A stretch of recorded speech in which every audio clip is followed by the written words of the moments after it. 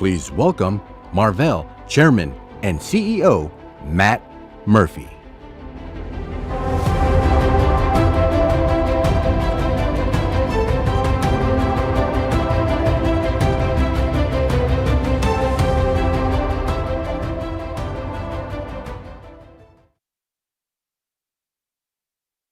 It's great to be here to kick off day one at Computex, and it's great to be back here in Taiwan.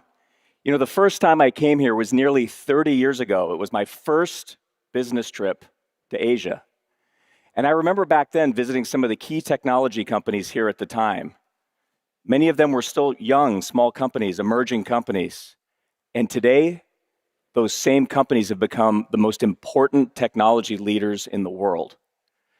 Now, I've had the opportunity to come back many times and see Taiwan continue to grow in importance as one of the world's leading technology centers. And today, so much of the future of AI infrastructure is being built right here. I have a question for all of you. What defines the performance of AI infrastructure? Now, maybe you're thinking about the processor, the GPU, the XPU, or maybe it's the process node used to build it. 3 nanometer, 2 nanometer, or soon A14, A16. Those are great metrics. They tell you a lot about the speed, the efficiency, and the density of the compute. And AI workloads are certainly compute intensive. But that's not the whole story. Now you might say, well, what about memory? AI workloads are incredibly memory intensive as well. More memory, higher bandwidth. All of that matters. It's all critical, no doubt. But that's still not the defining characteristic of the system. Because one processor, no matter how fast it is, no matter how much memory it has attached to it, is simply not enough for today's AI workloads. You need tens of thousands and eventually millions of processors working together as a single massive compute engine. That's why computing at this scale is fundamentally a connectivity challenge. And increasingly, it is the architecture and characteristics of connectivity that defines the performance of the system. Now look, we've seen incredible breakthroughs in accelerated computing, and we've seen the emergence of high bandwidth memory to meet the AI challenge. But I'm here to tell you, the next major wave of innovation and scale will come from the underlying connectivity of these systems. And as those connections move from copper to optical, they will unlock new architectural possibilities. So today I'm going to explain why connectivity is becoming one of the defining characteristics and challenges of the AI era, and why this technology transition matters to optics. Now, this isn't something far out in the future. It's happening right now, this year, next year. We're in the ramp. And at Marvell, we've been preparing for this moment for nearly a decade. We built the company very deliberately around the infrastructure required to move data at massive scale. And to understand why we made that bet, let's go back in time, 10 years ago when I joined Marvell as a CEO. So prior to Marvell, I spent 22 years at one company, Maxim Integrated Products, which was a leading analog semiconductor company. And one of the unique things about working at an analog company is that your products go into virtually every piece of end equipment, every electronic system, every end market in the planet. So over those 2 decades, I had a front row seat to just about every major technology trend. First personal computing, then notebooks, digital still cameras, smartphones, eventually data center. And I watched wave after wave of technology reshape the whole industry. So I joined Marvell, and I didn't start off actually thinking about, well, what products do we have? I reflected on where the industry was headed. And it seemed clear to me, even at that time, back in 2016, that the next major growth cycle for semiconductors in the world really was going to be driven by the data platform companies. Back then, it was still the same ones as today, companies like Google, Amazon, Microsoft, Meta. And more specifically, the semiconductor technologies that were required for those markets to move data, store data, process data, and secure data. Do it at massive scale. That was the vision we had. But when I looked at the products we had at that time, Very few of these were actually exposed to that trend. It was kind of a problem. Less than 10% of our revenue 10 years ago was coming from data center. That's it, a couple $100 million. But more than 60% of our revenue back then was coming from consumer. And so it was an exciting time. We were in virtual reality headsets. We were in gaming consoles, streaming devices, wearables. In fact, our claim to fame back then was Marvell was designed into the first Wi-Fi connected Barbie dream house. That was our big design win. It was real. In fact, the first week I was at Marvell, the team briefed me on what a great design win this was. So that's where we were. So we had a vision. There was a pretty big gap, though, between the reality that we were facing and where we saw the industry heading. But we had conviction. So we decided to bet the whole future of Marvell on it.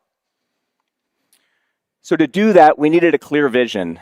And our vision at that time was pretty simple. And by the way, this is still the same vision that we have today, 10 years later, which is build a best-in-class, pure-play company focused on semiconductor solutions for data infrastructure.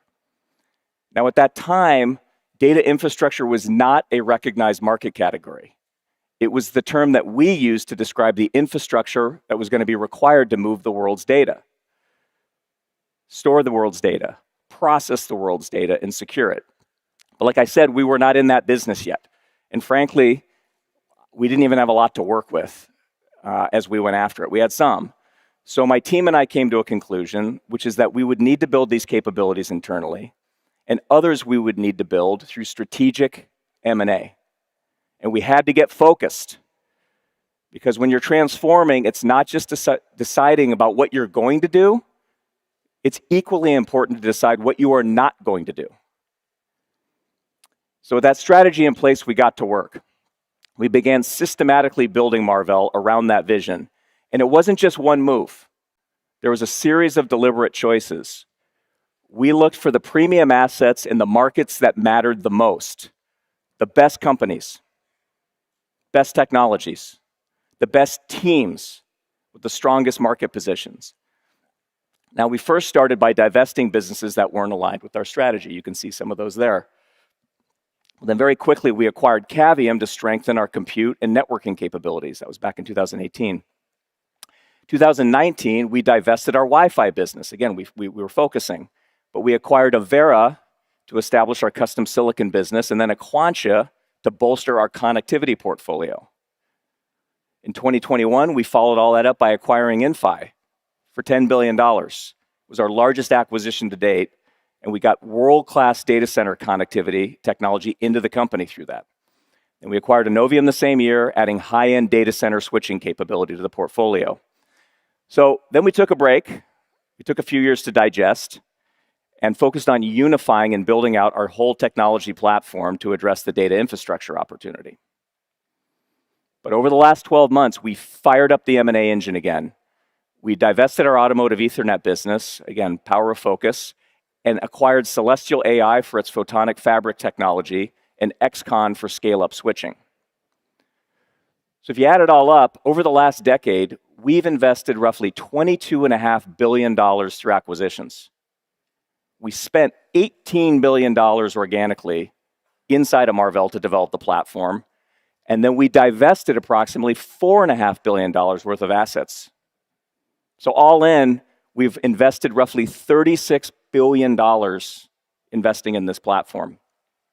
Now let me show you the result of some of these investments. First of all, we have built an incredible technology platform, and it all starts with the advanced process node. It's one of the most important decisions we made, actually, was to become a process node leader. Now, Marvell, Cavium, and some of the companies we acquired had all been fast followers, meaning you're like a node or two behind on everything you do. And that's largely a result of just not having enough scale. That's usually why people do that. But as we integrated these businesses, we made the decision that if we're going to compete in data infrastructure, we had to be at the absolute leading edge. No choice. Now, here's a little known fact. Marvell skipped 7 nanometer completely. We made a full node jump at that time from 14 and 16 nanometer all the way to 5. I mean, nobody does this. Nobody takes that kind of a risk or a bet, but we did, and it worked. It worked really well, flawlessly actually. Our engineering team did an outstanding job executing this transformation. So in early 2020, we released our first world-class IP platform, complete with die-to-die interfaces, custom SRAM, high-speed SerDes, and more. Now, SerDes is a good example of how we built this platform. It combined Marvell's own core engineering strength with exceptional talent from Avera, Aquantia, Inphi, and others. Now, today, that is a 1,500-person organization at Marvell, second to none in terms of engineering scale and capability. So to support the process data portion of our mission, we built a best-in-class custom compute platform, working in deep partnerships with the world's leading hyperscalers. And that business has been doing very, very well for us. In store data, we built a whole portfolio of storage controllers, CXL-based memory poolers, and near-memory compute. But here's where we really went all in. And that was in data movement. And this is where our high-speed connectivity portfolio, and when you look at Marvell's data center business today, the vast majority of our revenue actually comes from connectivity. From high-speed optical interconnect inside the data center to long-reach optics between data centers to high-speed switching infrastructure. So today, we are the undisputed connectivity leader. And when you step back and look at what we built and where the market ultimately went, I think the results speak for themselves. So back in 2016, Marvell was a $2.3 billion company. As we embarked on the transformation, actually in the first 5 years, we doubled the company, $4.5 billion in revenue. Over the next 5 years, our growth accelerated. And according to consensus estimates on Wall Street for the current year we're in, we're set to grow about 2.5 times over the last 5 years to $11.4 billion.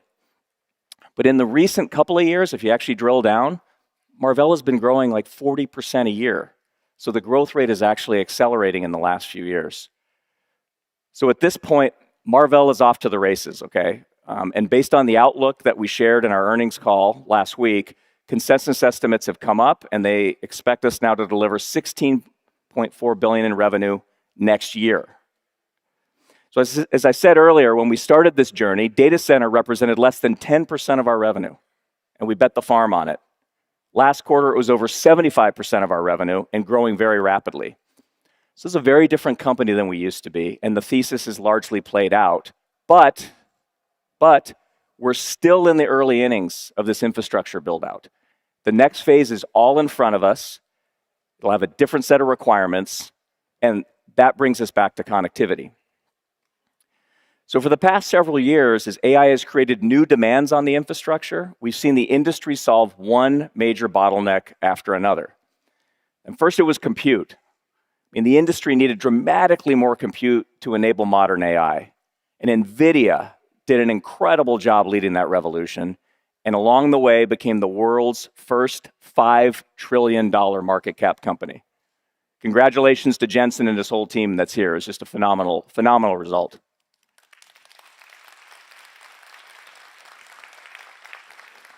Next came the memory bottleneck.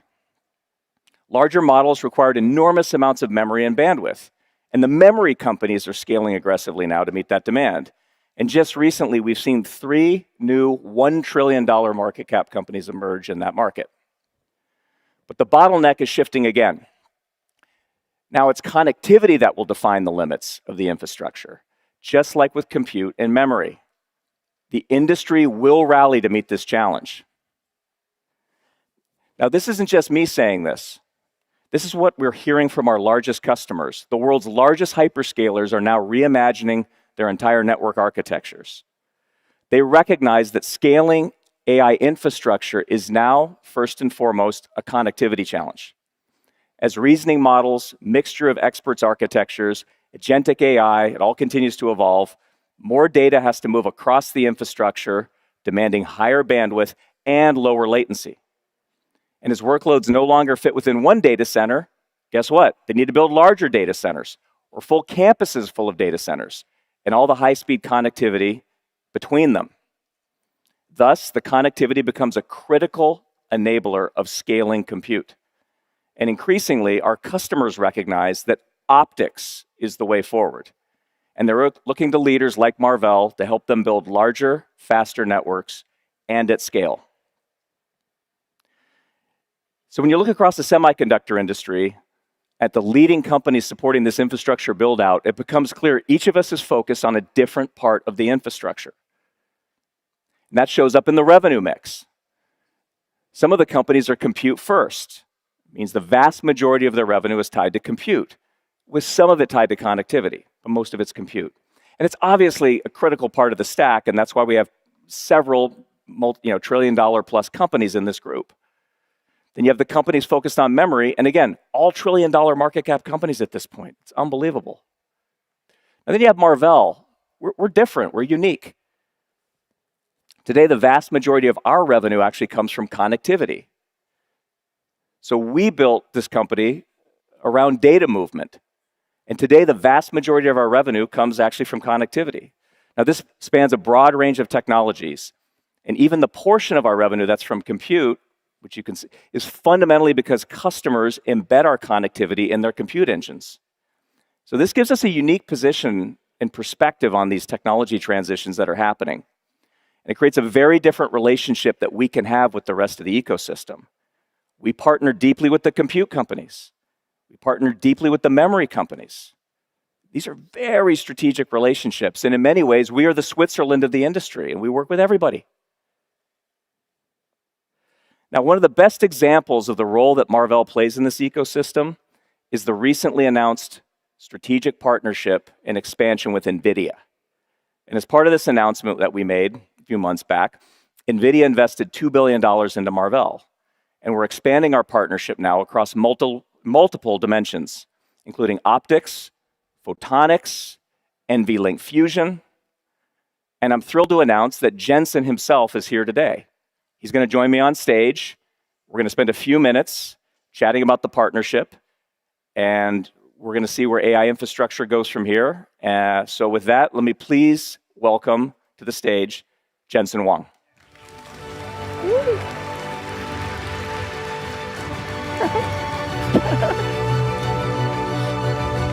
What's up, Jensen?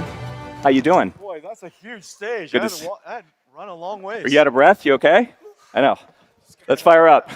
Good to see you. 大家好. There you Nice to go. see you. Yeah. Congrats on a great kickoff yesterday, GTC. You guys are off to the races this week. Thank you. Look, maybe you heard some of what I just said. So we're talking about connectivity today. The next trillion-dollar company, ladies and gentlemen. Whoa! That would be exciting. Let's do it together. Yeah. Let's do it together. But it really all starts with what's happening today in AI infrastructure kind of more broadly. So how do you see that, like just from the big picture standpoint? We're at this extraordinary moment, customer demands through the roof. How do you see connectivity playing into this and the interconnect that's required? Yeah, that's really great. You know, yesterday I said that useful AI has arrived.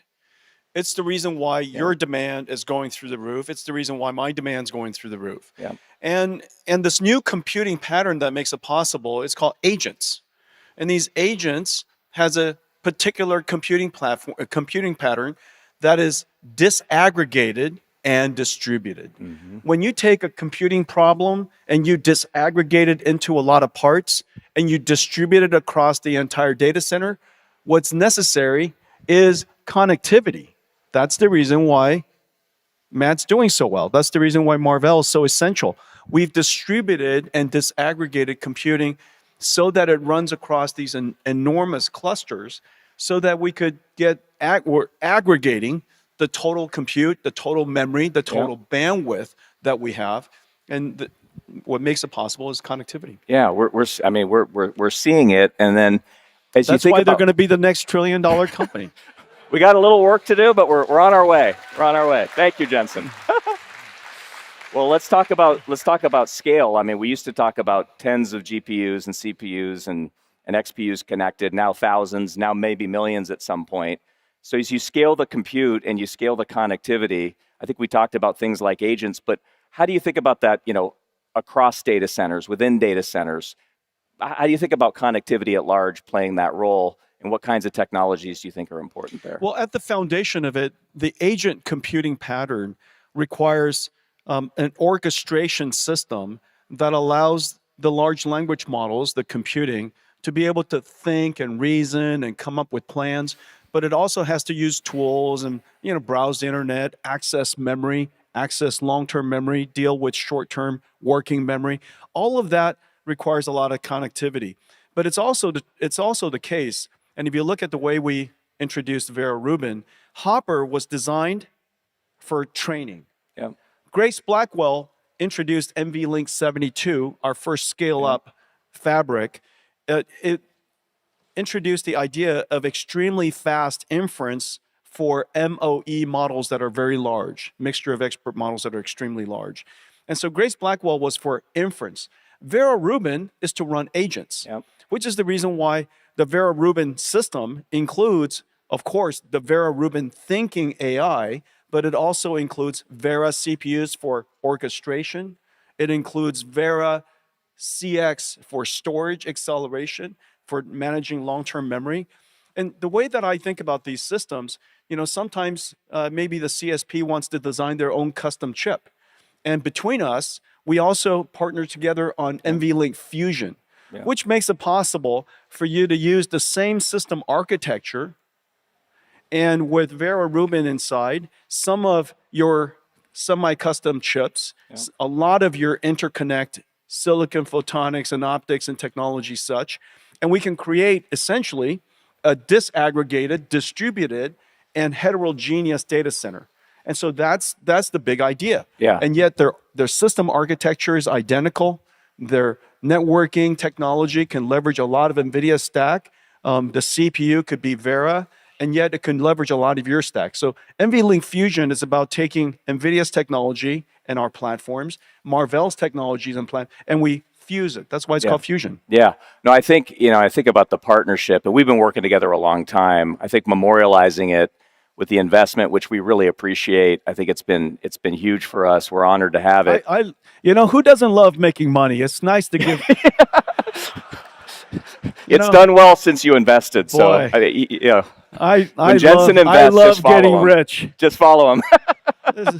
Give Matt all my money and just watch him make money. That's what I'm doing every day. I love that. That's what I'm doing every day. Yeah. But I think these things you talked about, which we brought to fruition, NVLink Fusion, working together on optics. I mean, I think the era of agents and kind of your new platform now, I think it's ideally suited. I mean, NVLink Fusion, we had this idea years ago, right? But I think it was a little ahead of its time. And now, and I wanted to see if you agree, when you think about kind of your platform and then some of the custom networking and compute needs that our customers have, and the ability and the need to interoperate and work together, it seems like the time is now between Marvell and NVIDIA to really go enable our customers to have that flexibility that they're looking for and really use the era of agents to scale our platforms together. Yeah, ultimately, I do think that if you buy nothing but NVIDIA, it's okay.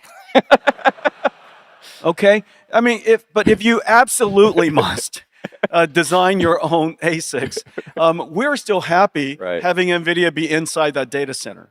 And so, you don't have to buy everything from us. Just buy something from us. We're happy to support you and support the customer. And so I think that between the two of us, you have the benefit of a general purpose, very high efficiency, a system that is very well built, starting with, of course, Vera Rubin. But anything that you want to extend, to specialize, you can do so as well, which is the reason why your customers and mine, NVIDIA's in AWS, Marvell's in AWS, NVIDIA's in all of the clouds. And it's wonderful to see Marvell expand into all of these different clouds. Yeah, great. Thanks. Hey, one last one for you. Just leave some business for me, Look, we're your best salespeople right now. Well, you have great I'm salespeople. your best salesperson. Working together. Final question for you. A lot of my talk is about some of the transition, especially as you go to inside the rack from copper to optical. Yeah. It's obviously not going to be a 1-0. It's going to take time. There's time and there's different use cases. But how do you see that playing out right now, the transition from copper to optics, and maybe how we can work together there too? Well, we should use copper as much as we can for as long as we can, but copper has its limits.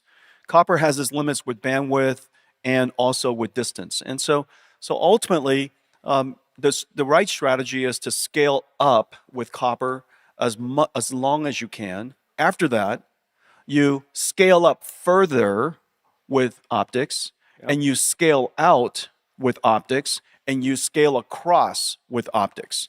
And so you use optics wherever you must. You use copper wherever you can. And so I think that intersection is going to continue for a long time. Here's the bottom line is, in the next 5-10 years, we're going to use a ton of copper, and we're going to use tons and tons of optics. And so these data centers are part of infrastructure now. And the reason why I say that AI is now useful AI has arrived, is because now AI is profitable and tokens are profitable. When token production is profitable, everybody wants to make more tokens, which is the reason why, Marvell's demand is so high, our demand is so high, because everybody wants to produce more tokens because it's used all over the place by agents. Yeah, absolutely. Well, I think you touched on a bunch of things I'm going to cover later. If you want to do the rest of my presentation, you can. Yeah, so ladies and gentlemen. These beautiful slides, Hey, Matt, just sit right there. I'll be. You take it from here. All right, Jensen Wong. All right, good to see you, brother. All right, take care. Okay, guys, thank you. Thank you, Jensen. Bye, Marvell. Bye, Marvell. All right, outstanding. Super fun to have Jensen here, as always. All right, so we've been talking a lot about connectivity. Jensen and I just covered this, so let's dive in now, right? Let's go one level deeper. So AI infrastructure spans every distance. It spans from hundreds or even 1,000 kilometers between data centers to just millimeters inside the package. Every one of those distances, it requires a different solution. It's a different technology, different engineering team. It's a completely different set of experts. And in many cases, it's a different supply chain. So these are not variations of the same problem. What you have here is fundamentally different engineering challenges, and that's what we're going to walk through next. All right, so let's start with the longest distance. Jensen referred to this. This is scale across, connecting data centers together. Now, every major cloud provider has hundreds of data centers around the world. And all of those data centers need to communicate with each other. This is fundamentally a long-distance connectivity problem. We're talking about links that can span hundreds or even 1,000 kilometers. This requires very specific, very complex technology called coherent modulation. And at the heart of it is a specialized digital signal processor, or DSP. It's designed to push enormous amounts of data across fiber optic cables over very long distances with extremely high reliability. There's only a few companies in the world that build these coherent DSPs, and we're one of them. Marvell has been a leader in this technology for many generations. We build optical modules that contain all the electronics needed to drive and modulate the laser and transmit data over long distances. So I've got a little show and tell here in my pocket. I'm not holding up a chip this time, I'm holding up an optical module. This is one of our coherent optical modules. This is an incredibly complex piece of engineering. At Marvell, we build the entire module. This is ours. It includes the advanced node CMOS DSP. It's among the most complex chips, just the DSP alone, that we design at Marvell. But it also incorporates inside our 4th generation silicon photonics technology. That's inside here. And we've been developing that technology and in production for a decade on silicon photonics. It also includes our own broadband analog components that we designed, which is designed in silicon germanium. So Marvell pioneered this technology starting with 100 gigabits per second a decade ago, then moving to 400 gig, and now shipping 800 gig in volume. And later this year, we'll be sampling the world's first 1.6 terabit 2 nanometer coherent optical solution. And that couldn't come at a better time. Demand for bandwidth has never been greater. All right, now let's go inside the data center. So these data centers can be very large, spanning hundreds of meters, and they contain racks and racks of compute servers. Now each rack typically has a switch at the top with servers connected into that switch. Those rack level switches connect to the spine and then the core switches. This creates the networked fabric that ties the entire data center together. And all of that is connected through fiber optic cables. Now, once again, optical modules drive data transmission over those fiber optic cables. But this time, the modulation scheme is different. Instead of coherent technology, we use a more power-optimized modulation technology, which is called PAM4. So the two key semiconductor solutions for this part of the market are the PAM4 chipset inside the module, and then the cloud switching infrastructure that ties the data center together. Marvell builds both. Starting with the PAM4 chipset, we build the industry's leading PAM4 DSP solution. And also the high-speed analog components that go around them, including transimpedance amplifiers or TIAs and laser drivers. These are also in silicon germanium, by the way. And we've led the industry through every major transition of PAM technology, starting at 50 gig, 100 gig, 200, 400, and 800. Then last year, we began ramping Marvell's 1.6T 3-nanometer PAM4 solutions, leading the industry's transition to 1.6T connectivity. Now, for Ethernet switching, Marvell has a similarly complete portfolio of products, from 12.8 terabits to 51.2 terabits. And today, we announced our new 100T Ethernet switch, specifically designed for AI data centers with the industry's lowest power. Woo! Special announcement for Computex. We waited. So you put it all together, we provide a complete solution for connectivity inside the data center. Now let's move inside the rack. The goal here is to connect the largest possible number of processors together in a full any-to-any configuration.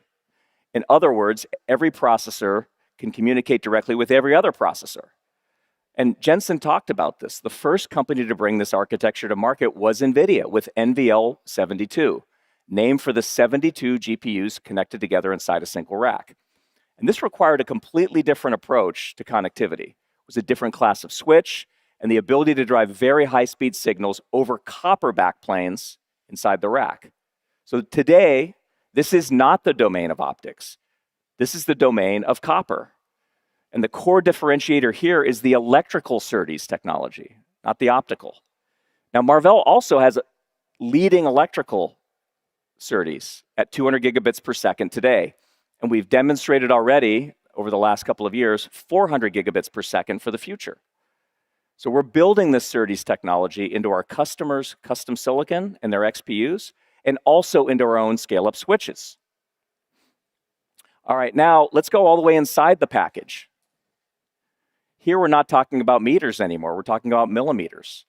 And you might not actually think about this as a connectivity challenge, but today, most advanced chips have multiple chiplets inside the package. So when you have 2.5D or 3D packaging, it's fundamentally a connectivity technology, actually. And it allows these chiplets to sit very close together inside a package and communicate through ultra-high-speed, short-reach die-to-die interfaces.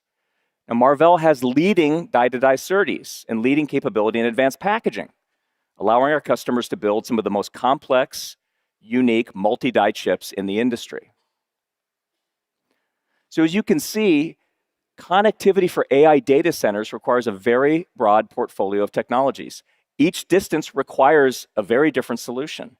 And Marvell has the industry's most complete portfolio, from millimeters to kilometers, every hop, every distance. And it turns out having all of those capabilities under one roof is unusual. It's unique.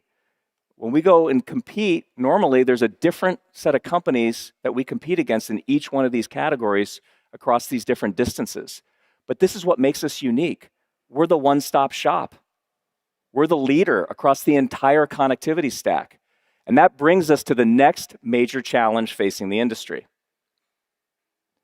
So what you probably notice as I describe these different solutions in the last couple of slides is there's different solutions for different distances, and that some of those connections today are optical, and some of those connections today are electrical.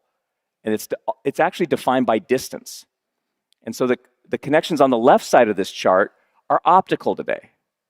That means they use fiber optic cables to transmit light with complex electronics on either side of the cable to drive and modulate the laser that's transmitting that light.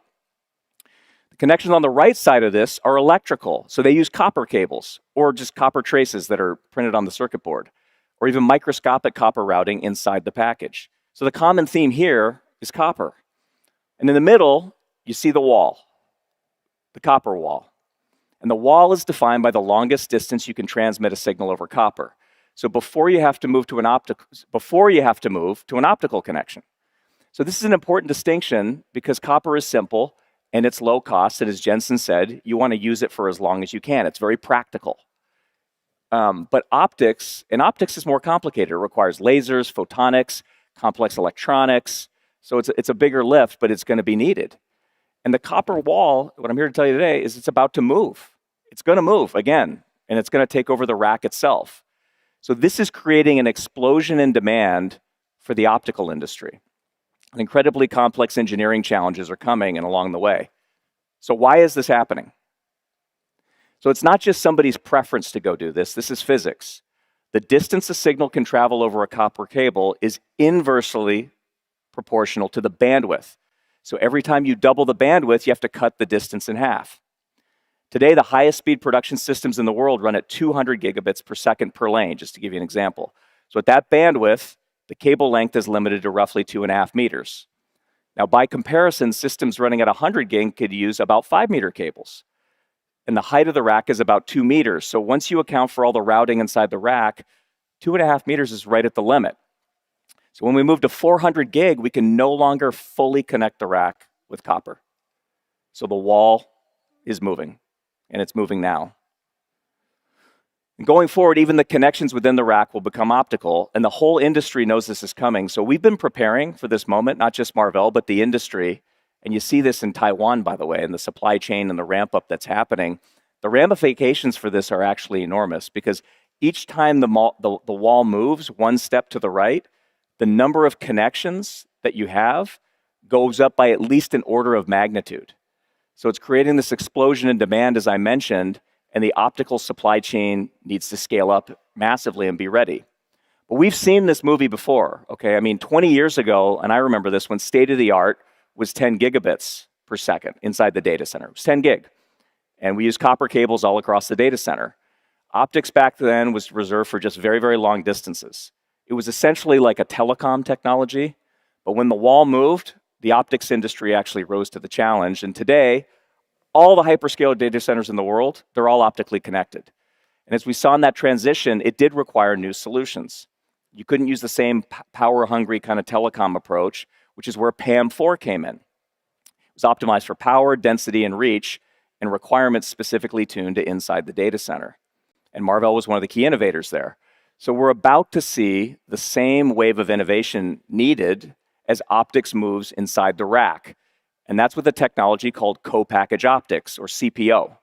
You hear a lot about this now. I'm going to tell you more. CPO is a technology where we bring the optical connections all the way to the package itself, right next to the compute, either the custom compute or the switching silicon. And the fundamental challenge we're solving with CPO is density and power. Now remember, the number of connections inside the rack is like 10x the number of connections between the racks. So if we just try to use the same optical technology used across the racks in the data center, you wouldn't have enough power, you wouldn't have enough physical space, you cannot fit all these standard optical modules and cables as they are today. It just doesn't work, it's not possible. So the industry has been inventing this co-packaged optics concept, which brings the optical fiber right to the package, and it tightly couples the electronics that drive the signal over the fiber directly with the custom compute or switching silicon. So this is a massive change, and it's hard because you're combining some of the most advanced technologies in the chip industry, leading edge CMOS, silicon photonics, advanced packaging, optical interconnect, all manufactured in a small, tightly integrated system. So the complexity is very high, but it's the only way to continue scaling bandwidth and overcome this limitation that I talked about with copper, while reducing power at the same time. So this is where the industry is headed, and this is one of the reasons that Marvell has invested for more than a decade in silicon photonics, optical DSPs, all the analog broadband components around it, and all the advanced packaging you need to pull this off. It needs to all come together actually in CPO. So this isn't some futuristic thing, guys. Okay, it's happening now. And in fact, I brought a couple of Marvell examples with me today, so let's do a quick show and tell. Okay, so over here you have a traditional Ethernet switch. This is our 100T Teralink switch that we announced today. And you guys are the first to see it, actually, everybody here in the room. You can see the switch in the middle of the board. Copper traces inside the PCB carry the signal to the front panel, which is here, and this is where all the optical modules plug in. Now, let's move over here. This is a CPO-based switch right here. Now, notice that there's still the switch silicon in the middle. That's right in the center of the die, of the package. In this case, this is our 51.2T switch, and all around the edges are 16 3.2T optical engines. So the 16 times 3.2, you get 51.2. So this is the fibers directly attached now to these engines. It's not to the front panel. So we've completely eliminated the copper traces on the PCB. Light comes directly out of the package. Okay, this is a very, very complex piece of engineering, and it was very cool to be able to show this off today. Okay, so co-package optics is here, and the industry is scaling up to meet the challenge. And as we've seen time and time again, every time we reach a physical barrier, we break through it with technology and innovation. In this case, by replacing copper with fiber, because unlike electrons traveling over copper wires, the distance that photons can carry a signal through glass is largely unrelated to the bandwidth. So as AI infrastructure demands even higher transmission speeds and needs to scale to larger and more complex systems, spanning millions of processors woven together now, not thousands or hundreds, optical connectivity will increasingly become the de facto solution. So the real question becomes, what does it take to deliver optics across the full AI infrastructure stack? What's it going to take? Well, it starts with recognizing there is no single technology for the entire data center. It's not how this works. There's no one-size-fits-all. There's no one-size-fits-all solution. There's no shortcuts. There's no easy way to the end here. There's not a single architecture, modulation scheme, frequency band, unique technology that's going to do it all. There's no free lunch. That's why we are pursuing a bunch of different unique optical paths across every distance to get here. Each one of these technologies that I have up here is optimized for a different design point. Each one enables a critical part of the infrastructure and addressing different requirements for density, bandwidth, and power and integration all across the stack. So if optical interconnect is the underlying technology for which next generation AI infrastructure is built, then Marvell is building the broadest portfolio with the deepest bench in the industry. But no company can deliver this transformation alone.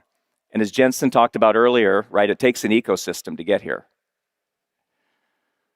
So, like I said, technology innovation is great. It's part of the challenge, but not all of it. But demonstrating this at scale is really what matters.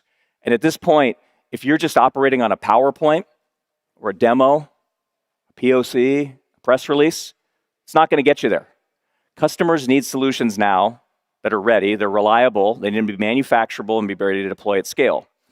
So Marvell and our ecosystem partners have been doing this for a long time. We've already shipped hundreds of millions of DSPs. We've accumulated through our volumes tens of billions of device hours of data in the field. This experience matters because these products have to work, not just in the lab, but in the world's largest data centers at very high volume and very reliably for years. So that requires investing ahead in the manufacturing ecosystem. You've got to build the capacity and the supply chain infrastructure before the market arrives. This is why the ecosystem matters so much. And it matters a lot here in Taiwan, by the way. Now, one of our most important partners at Marvell in this journey has been Advanced Semiconductor Engineering, or ASE. Now, ASE is one of the world's leading semiconductor manufacturing companies. They have more than 100,000 employees with operation in Asia and actually all around the globe, with a decades-long track record of helping enable pretty much every major technology transition we've gone through in the semiconductor industry. Now, leading ASE through this period of transformation is someone that I know quite well. He spent more than 25 years helping shape both the company and the industry. Today, I'm thrilled to have my next guest speaker come up, which is ASE CEO, Dr. Tien Wu. Tien, please join me on the stage. Thank you.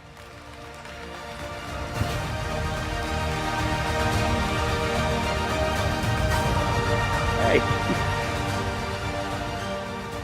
Tien, how are you? Thank you for inviting me to Computex. Great to see you. Yeah. It's an honor to have you on stage with us. Well, it's my honor.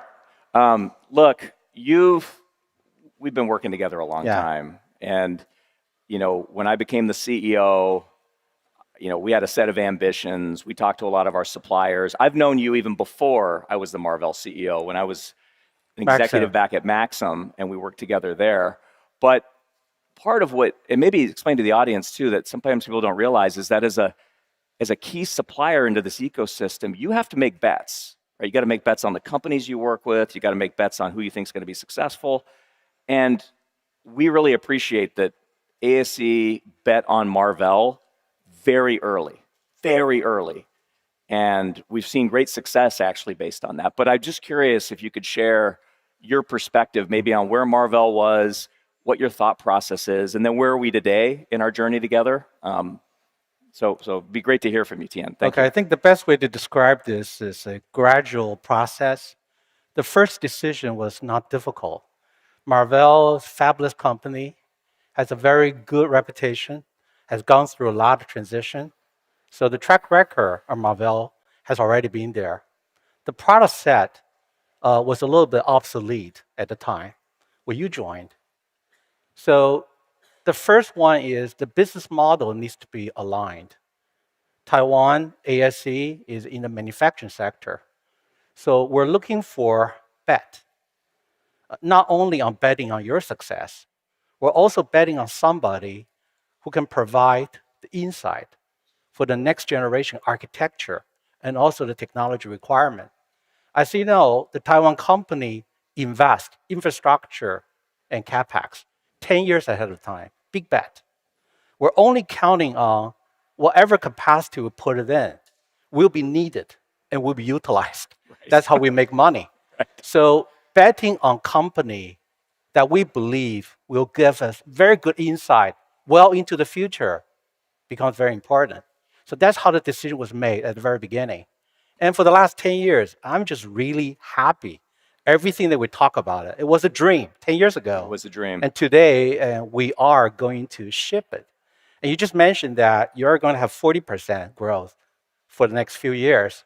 I believe you're going to beat that. Right. So we're busy now preparing the capacity for you. Yes.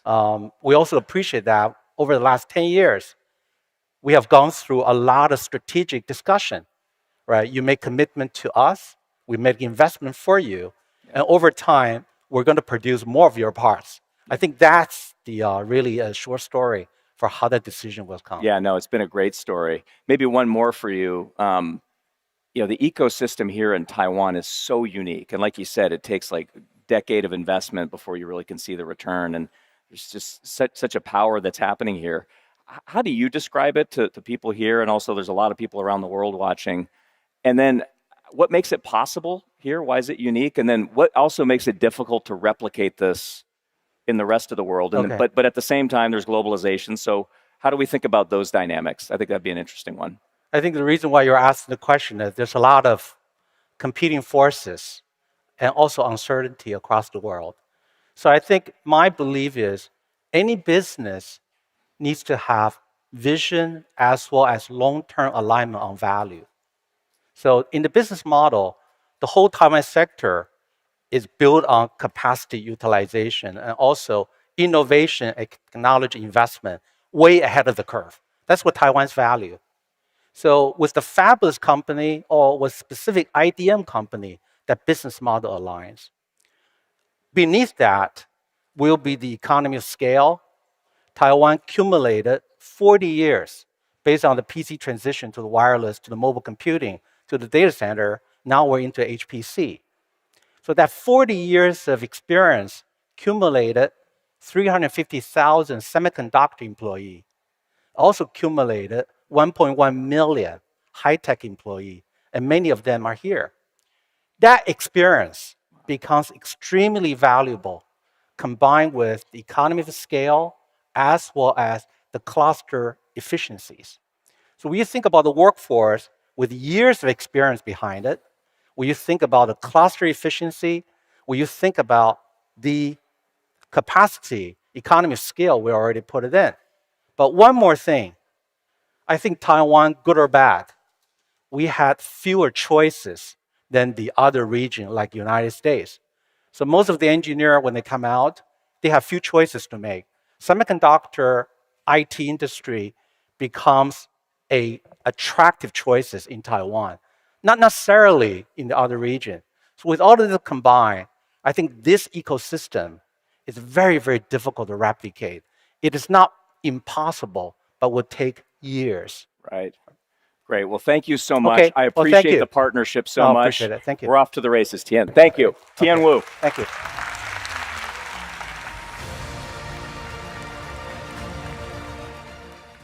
Okay. So, like we said, the future of AI data centers is all optically connected infrastructure. And you heard him say it, right? This is going to drive a tidal wave of growth, innovation that's needed in scale and manufacturing. But what does that inevitable future actually look like? I mean, if you just take a step back for a minute and you actually don't think about right now, think about 10 years in the future. And it's a world where a lot of the copper connections are gone. And just think about a world where data transmission now at some point is all optical. This is a world where then distance doesn't matter actually. And that's a profound change. Servers, racks, and overall data center architectures today have all been designed around the constraints of distance. And software workloads actually have also been optimized around those same constraints. But what if distance no longer matters? How might the architecture itself change? And what new capabilities become possible when the infrastructure is no longer constrained by distance? So let's start with the scale-up network in the rack. As we discussed earlier, this is where we can connect the largest possible number of processors together in a full any-to-any configuration. Now, in the past, the size of this domain was limited by the length of the copper connection, but with optics, distance doesn't matter. So now we can change the size of the scale-up domain from 72 or 144 XPUs or GPUs to 1,000 or more, all optically interconnected. The implications for workloads are enormous. Today, AI workloads must be broken down into smaller subproblems that fit within the scale-up cluster, because communicating outside the cluster today is slower, at much lower bandwidth. But optically interconnected systems can manage workloads on an order of magnitude larger. And it does not stop there, by the way. What happens when the optical connectivity comes inside the server itself? Modern AI servers are composed of a certain number of CPUs, XPUs, memory, and network interfaces. And the reason they're all in the same system is because of distance. The CPUs and XPUs need to access memory at very, very high bandwidth, which means they need to sit right next to each other on the board, with copper traces serving as the connections between them. But in a future where these connections are all optical, distance actually doesn't matter. You can imagine a completely disaggregated architecture. XPUs in one system, memory in another, agentic CPUs in another, which unlocks another possibility. In today's systems, the ratio of CPU and XPU or GPU, it's fixed. So these ratios have to be defined at the time the system is built and deployed. But no two workloads require exactly the same ratio. Jensen talked about this actually, which means at any given time, some portion of the computer memory could be underutilized for a given workload. That costs money. But once we decompose the system into separate pools of compute memory, and they're all optically interconnected, we can then decompose dedicated systems on the fly, which are then optimized for whatever the workload is. So imagine future data centers, a globally optically interconnected data infrastructure. These rigid boundaries we have today in the systems we have, they begin to disappear. Compute can now be pooled. Memory can be pooled. And infrastructure can be composed dynamically at scale. For the first time, architects can begin designing AI systems around the needs of the model, not around the limits of the interconnect. So this is where AI infrastructure is headed. It's a data center without distance, where compute, memory, networking, and photonics operate as one unified system, where millions of resources across the data center can work together as if they were one machine. An architecture defined by the needs of the workload, not the limits of the connectivity. We believe this is the next era of computing infrastructure, and Marvell is helping build the connectivity foundation that will make all this possible. Thank you very much for your time today. Here.